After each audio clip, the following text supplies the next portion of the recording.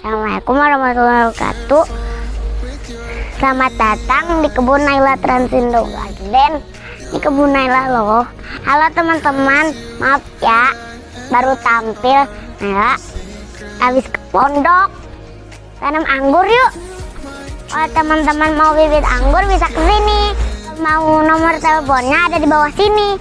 Alamatnya ada di atas sini. Jangan lupa datang ke sini ya. Naila tunggu loh. Ayo teman-teman, tanam anggur, enak loh anggur. Anggur Naila banyak buahnya.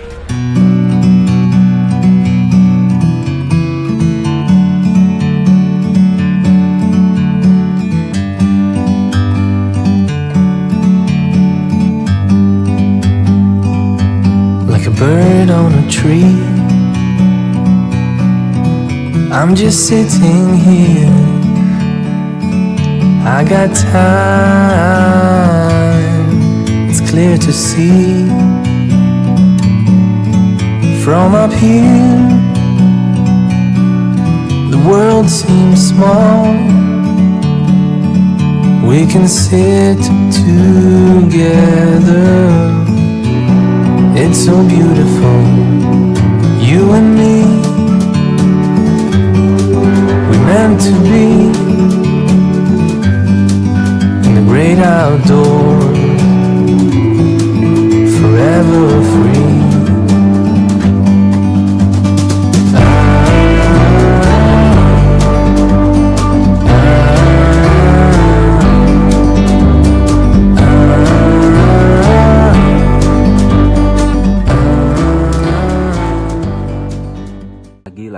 Lagi kita udah mulai memasuki fase dimana kita di Thailand ke spill greenhouse yang ada di Thailand. Greenhouse-nya dulu karena di sini ada sekitar ya, itu yang nomor satunya, nomor tipe greenhouse nomor 1. Nanti ini adalah tipe greenhouse nomor 2-nya, dan yang ini adalah tipe nomor 3-nya, dan yang di sebelah sana itu yang dibalik itu tipe nomor 4-nya. Nanti kita spill semua greenhouse yang ada di sini, spek-speknya seperti apa.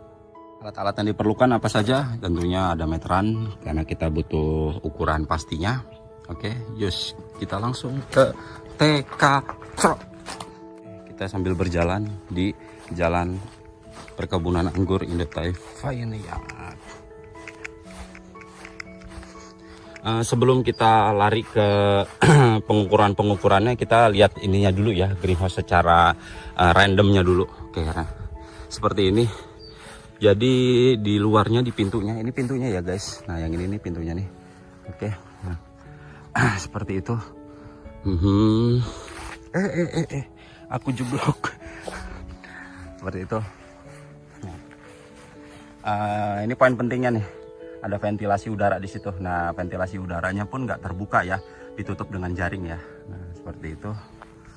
Oke, kita akan keliling dulu. Ini masih keliling di bagian luarnya. Di greenhouse yang ini. Jadi greenhouse ini 1, 2, 3, 4 ya. 4 greenhouse. Sebenarnya nyatu semua guys. Kenapa saya bisa bilang nyatu? Karena air hujannya nggak netes ke bawah ya. Karena di sini ada talang air nih. Nih bisa lihat teman-teman. Ini adalah talang air yang dibuat dari plastik UV-nya juga. Seperti itu. Oke, dari luar. Jadi untuk di bagian luarnya menghindari burung masuk. Ini juga pakai jaring. Jaringnya tebal ya. Kalau pengen lihat jelasnya seperti ini jaringnya.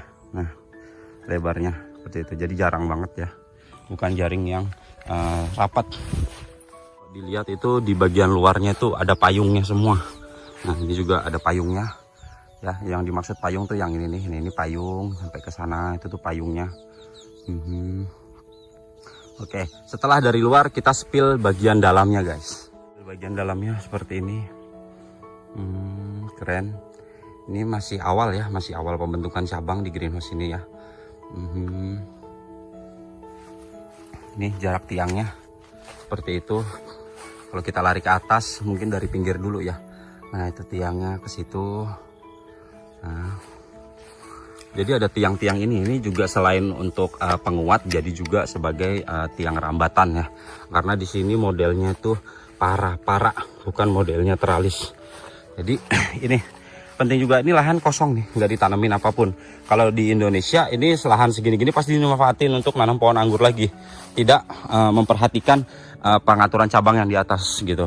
Karena nanam anggur tuh bukan cuma bawah yang dipikirkan, justru yang bagian atas dulu, setelah bagian atas baru bagian bawah gitu guys. Seperti yang penampakan di depan, selalu ada payung di bagian pinggir, cantik banget greenhouse-nya. Seperti itu. Nah, kalau untuk di ini kan satu greenhouse nih, satu greenhouse. Ya, satu greenhouse penampakannya seperti itu. Lihat, itu yang saya bilang jaringnya tadi tuh. Oke. Jangan diinjak karena ini bedengan, ada akar. Oke, siap. Kita lewat pinggir, guys. Oke. Aman. Aduh, tadi mau lihat apa sih? Oh, lihat talangnya. Oke, talangnya tuh bentuknya seperti ini. Nah, ini talang air guys, tapi terbuat dari plastik UV gitu. Jadi airnya nanti nggak ada yang jatuh ke bawah sini. Jadi dia langsung dari atas ininya ya, UV-nya langsung turun ke sini, langsung dibuang ke bagian got seperti ini. Nice, mantap. Oke, untuk tipenya yang sebelah sini dan sebelah sini itu sama, cuma beda warna. Di sini udah dicat ya, yang di sini udah dicat, yang di sini belum dicat. Ini sebenarnya udah dicat juga, cuma warnanya silver, beda warna doang. Kalau di sini warnanya pink, di situ warnanya silver. Batangnya. Kamu nginjek, maaf. Anti akar aku sakit. Ren. Kemarin perasaan banyak buahnya di sini, kayaknya dibuangin sama ibu buahnya. Belum dijarangin. Kurang lebih sama sih ya, sama ya. Nah di sini cuma beda penanaman ya. Kalau misalkan di greenhouse yang sebelah sana itu penanamannya lebih ke tengah ya guys, lebih ke tengah. Tapi kalau di sini lebih ke pinggir. Nah ini L terbalik. Kalau di sini modelnya L terbalik. L terbalik itu maksudnya ini ya, L dari ujung sini nanamnya di pinggir, dia ke sana saja. Nah tapi kalau yang di sebelah sana nanamnya di tengah, cabangnya itu dua, kordonnya itu ke kanan dan ke kiri. Nah bedanya seperti itu. Ini hanya di pinggir-pinggir saja, di tengahnya kosong. Yang di sana di tengahnya ada, tapi yang di pinggir-pinggirnya kosong. Nah bagus yang mana Om? Menurut saya lebih bagus yang di tengah itu, karena dia jauh dari tampias air. Kalau di sini ada kemungkinan dekat dari tampias air. Oke. Ini bibit-bibitnya ibu.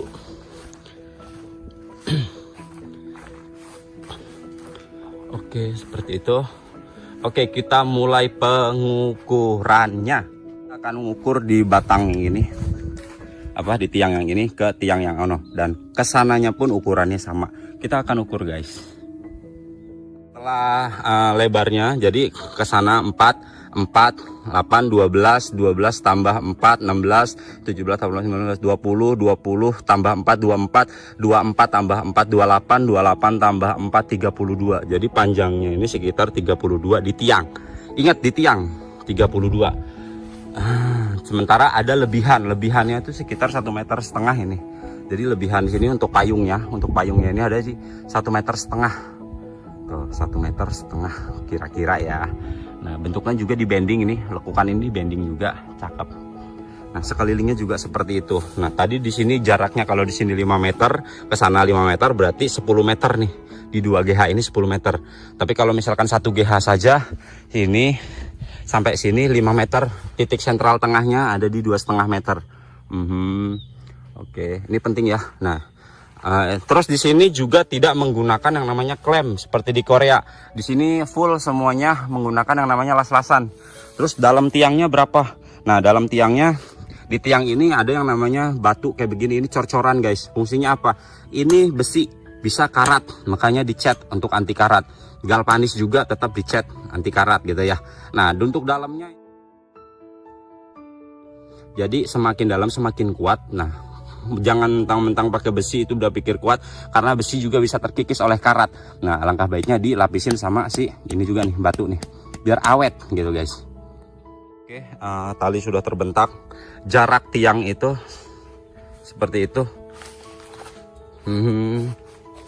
Oke, seperti ini. Nah ini pas di tiangnya, ini jaraknya sekitar gimana nih hitungnya ya? Oh yang ini 90.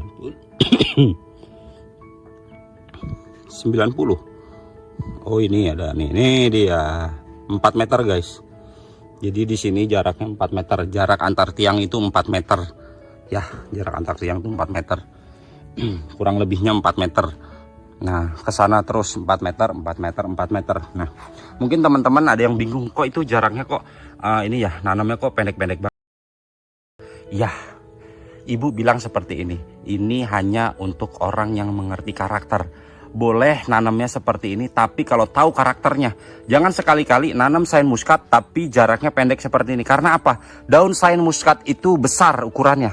Ya, besar ukurannya. Sementara yang ditanam di jarak yang pendek seperti ini yang daunnya kecil, is okay, karena untuk pembagian cabangnya masih cakep. Nah, seperti ini.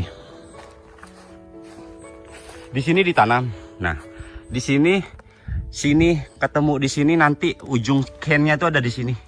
Nah, nanti di sini juga akan masuk ke sana. Nah, ini nggak masalah kalau daunnya kecil.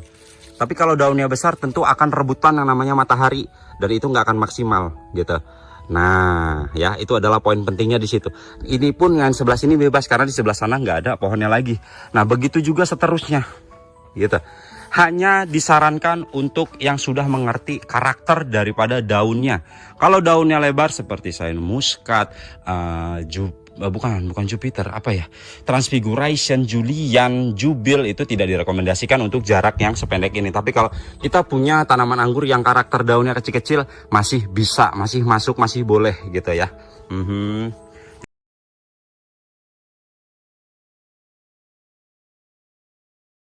Rekomendasinya alangkah baiknya 2,5 meter atau 2,80 meter untuk oke jarak menanamnya. Tapi kalau jarak tiangnya tadi 4 meter. Oke, setelah kita tiang yang ada di bagian pinggir ini, kita akan hitung tiang ini ya. Ini pintunya. Tiang ini ketemu tiang ana. Berapa meter kah? Dari tiang sana ke tiang sebelah sini. Jaraknya adalah ini 5 meter, guys. Oke. Ini 5 meter. Jaraknya 5 meter ya guys. Oke, jarak tiang ini ke tiang sana sama 5 meter juga. Jadi titik sentral tengahnya itu bukan di 5 meter guys. Nah, titik sentral tengahnya itu justru, lihat, kalau kita lari ke atas dari titik sentral tengahnya ini, justru di sini adalah ini ya, talang airnya ya. Nah, titik sentral tengahnya tuh ada di 2,5 meter, di tengah-tengahnya gitu, di tengah-tengah ini. Di tengah-tengah ini ada sentral tengahnya tuh, yang ada jaringnya. Yang ada jaringnya seperti itu. Nah jaring situ ada titik sentral tengahnya. Dan di sini akan dibagi. Kenapa nggak dijadiin satu aja gitu? Nah, dijadiin satu juga bisa. Tapi kalau misalkan pengen maksimal, dijadiin 2 juga bisa. Pengen bentuknya lebih ikonik gitu, dijadiin 2 juga bisa. Dijadiin 1 juga bisa. Tergantung tukangnya ngaturnya gimana. Yang penting satu. Kalau misalkan di sini ada lubang udaranya 1 ya. Di sini ada lubang udara 1, di sana ada lubang udaranya 1, tentunya sirkulasi udara akan lebih bagus lagi. Maksudnya seperti itu. Dari dibandingkan kita hanya memiliki 1 sirkulasi udara di bagian atas, kita akan lambat gitu kan. Itu fungsinya. Oke, jaraknya udah. Kita akan ukur tingginya. Oke, kembali lagi ya. Tinggi para itu akan disesuaikan sama pekerjanya atau yang punyanya atau yang rawatnya. Karena akan menentukan aktivitas. Aktivitas apa? Aktivitas dalam hal penjarangan, percabangan itu. Nah, tingginya ya, penentuan tali rambatannya. Nah, tali rambatan itu ditentukan juga nih. Misalkan kita punya kordon ke sini, larinya ke sini. Ya, larinya ke situ. Jangan kita bikin tali ini malah dari sana, ujungnya larinya ke sana. Enggak. Kita ngikutin kordonnya. Di sini ada kordon, di sini untuk tempat berlabuhnya ken gitu. Jadi sejajar sama si kordonnya. Nah, itu juga harus ditentukan. Kalau misalkan nanti tali rambatannya dari sana ke sana gitu ya. Itu cuma nggak bisa rapih kordonnya gitu ya. Jadi harus mengikuti kordonnya. Seperti itu. Tali rambatannya, untuk penempatan tali rambatannya. Ini penting juga nih yang tempat mutusnya, di tempat dijadikan talangnya, di dalamnya itu kalau teman-teman bisa lihat itu tuh. Nah, itu ada yang namanya tiang ya, itu juga untuk penguat ya. Tuh yang itu tuh. Yang 2 ini nih, ini penguat nih. T-nya tuh. Oke, seperti itu. Dan ini las-lasan semua ya guys, nggak ada yang dibor tapi dilas nih. Tapi kalau teman-teman pengen dibor silahkan. Kenapa sih pengennya dilas nggak dibor gini? Kalau misalkan dibor akan ada celah oksigen bisa masuk. Kalau oksigen bisa masuk, udah jelas oksigen tuh pasti membawa yang namanya unsur air.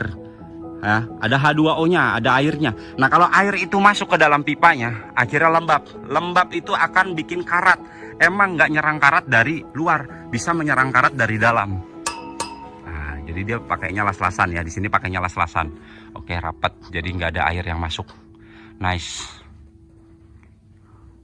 Tuh, las-lasan semua. Nah untuk klemnya, oke. Jadi ini UV-nya tidak permanen ya guys. Kenapa saya bilang tidak permanen? Karena di sini pakai klip. Mungkin klip ini bisa dicari di Shopee. Ini nih, bisa dicari di Shopee klemnya. Jadi tidak pernah bisa dicopot. UV-nya bisa diganti kalau robek. Kalau misalkan sudah tidak produktif, entah kena burung, entah apa, bisa diganti gitu UV-nya. Kita akan hitung jarak dari tiang ya. Ini kan para-paranya nih. Ini besi para-paranya. Yang di atas ini ada tiang lagi nih.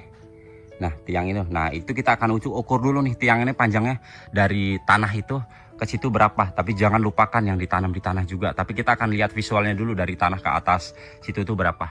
Ya diukur sendiri susah ngukurnya guys. Nah dari ujung sana ke ujung sini sampai bawah itu 3 meter guys. Nah 3 meter itu yang dipendem. Yang dipendemnya itu sekitar 50 cm. Itu yang ada di atasnya. Nah tapi itu hanya di pinggir. Beda dengan yang di sini ya tingginya. Bukan tiangnya ya, tingginya. Kalau misalkan di sini di pinggir 3 meter. Yang sampai di sana atas itu sekitar kurang lebih sekitar 5-6 meter itu guys. 5-6 meter. Nah celahnya itu, celah ininya itu kurang lebih sekitar 60 cm. Dari ujung sana ke ujung sini nih 60 cm. Nah dari sini panjangnya. Nah dari para-para, ini kan para-para nih. Ini besi para-para sampai atas itu kurang lebih sekitar sekitar 3 meter guys. Gitu. Oke, ini baru selesai satu greenhouse yang bentuknya para-para ya, yang digunakan untuk para-para. Ayo tanam anggur, hijaukan bumi, jalin selalu silaturahmi. Salam hijau, salam pengangguran. Assalamualaikum warahmatullahi wabarakatuh.